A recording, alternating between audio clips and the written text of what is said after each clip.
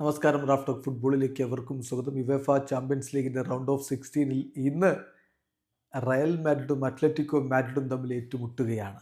ഇന്നെന്ന് പറയുമ്പോൾ സാങ്കേതികമായി നമുക്ക് നാളെ പുലർച്ചെ ഇന്ത്യൻ സമയം 1:30 സാന്റിയാഗോ ബെർണാബുവിൽ ആ കളി നടക്കുക.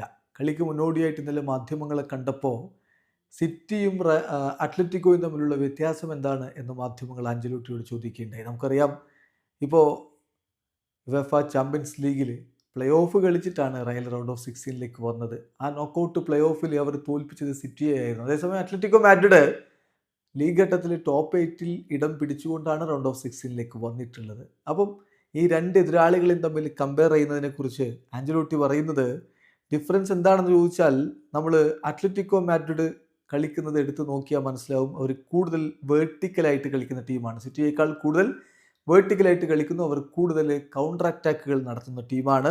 അതേസമയം സിറ്റി കൂടുതൽ ബോൾ പൊസിഷൻ കയ്യിൽ വെച്ചുകൊണ്ട് കളിക്കുന്ന ടീമാണ്. അതാണ് ഇവർ തമ്മിലുള്ള പ്രധാനപ്പെട്ട വ്യത്യാസം. എന്തായാലും ഈ മത്സരം വളരെ വളരെ ക്ലോസ് ആയിട്ടുള്ളൊരു പോരാട്ടമായിരിക്കും. ഈ കളി ഇതുകൊണ്ട് ഇവിടെ തീരുമാനമാവുമെന്ന് ഞാൻ കരുതുന്നില്ല. സെക്കൻഡ് ലെഗിലായിരിക്കും കാര്യങ്ങൾ കൂടുതൽ വ്യക്തമാവുക. അപ്പോൾ അതുകൊണ്ട് തന്നെ ഈ കളിയിൽ ലഭിക്കുന്ന അവസരങ്ങൾ മുതലെടുക്കുക, അഡ്വാൻറ്റേജ് ഉണ്ടാക്കുക, അതാണ് ഞങ്ങൾ ലക്ഷ്യം വെക്കുന്നത്. അതേസമയം ഞങ്ങളുടെ ഓപ്പണൻസ് വളരെ സ്ട്രോങ് ഓപ്പണൻ്റ് ആണ് എന്ന കാര്യവും എനിക്ക് വ്യക്തമായിട്ടറിയാം.